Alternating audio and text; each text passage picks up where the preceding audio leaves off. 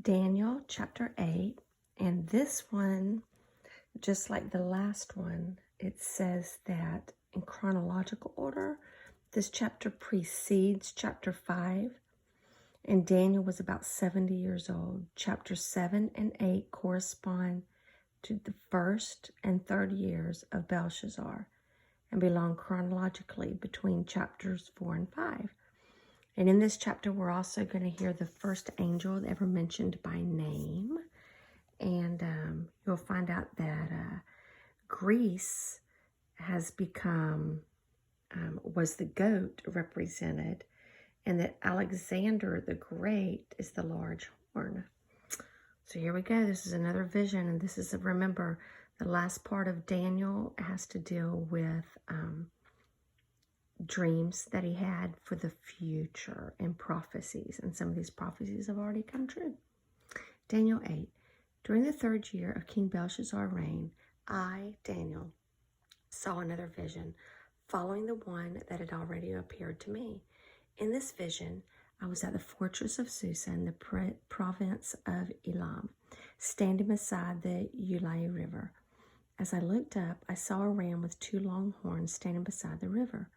One of the horns was longer than the other, even though it had grown later than the other one. The ram butted everything out of its way, to the west, to the north, to the south, and no one could stand against him or his victims. He did as he pleased and became very great. While I was watching, suddenly a male goat appeared from the west, crossing the lamb so swiftly that he didn't even touch the ground.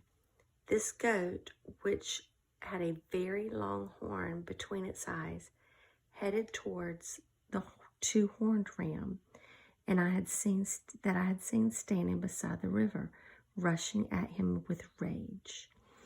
The goat charged furiously at the ram and struck him, breaking off both his horns. Now the ram was hopeless, and the goat knocked him down and trampled him. No one could rescue the ram from the goat's power. The goat became very powerful, but at the height of his power, his large horn was broken off. In the large horn's place grew four prominent horns,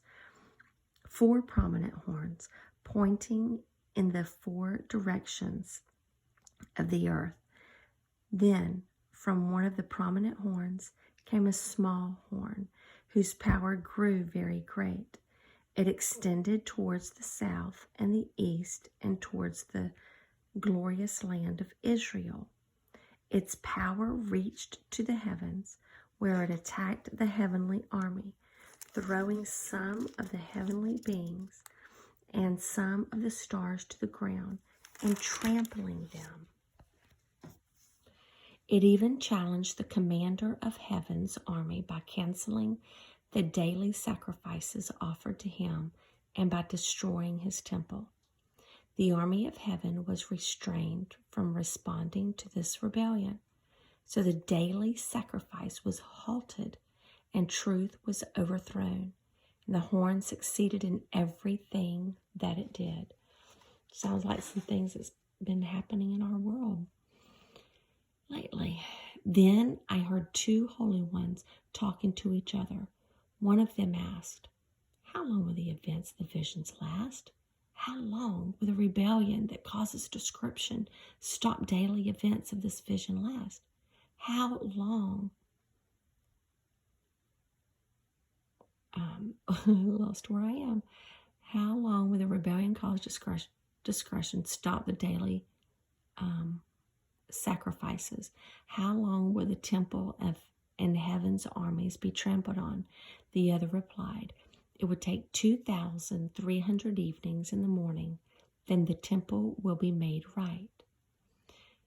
And as I, Daniel, was trying to understand the meaning of the vision, someone looked like a man stood in front of me, and I heard a human voice calling out from the Ulai River, "Gabriel, tell this man the meaning of this vision." As Gabriel, so this is the first time an angel is mentioned by name in the Bible. And Gabriel, of course, is one that he also announced the birth of John the Baptist and the Messiah as well. Let's see. As Gabriel approached the place where I was standing, I became so terrified that I fell with my face to the ground. Son of man, he said, you must understand that these events you have seen in your vision relate to the end of time. While he was speaking, I fainted and lay there with my face to the ground, but Gabriel roused me with a touch and helped me to my feet. Then he said, I am here to tell you what will happen later in the time of the wrath. What you have seen pertains to the very end of time. The two-horned rams represents the kings of Media and Persia. Oh my gosh, it's too early in the morning that I can't even speak here. The shaggy male goat represents the king of Greece, and the large horn between his eyes represents the first king of the Greek Empire. The four prominent horns that replace the one large horn show that the Greek Empire will break into four kingdoms, but none as great as the first. And then we start talking about the antichrist. At the end of their rule, when their sin is at its height, a fierce king, a master of intrigue, so we're describing here the antichrist, will rise to power. He will become very strong, but not by his own power. He will cause a shocking amount of destruction, succeed in everything he does. He will destroy powerful leaders and devastate the holy people.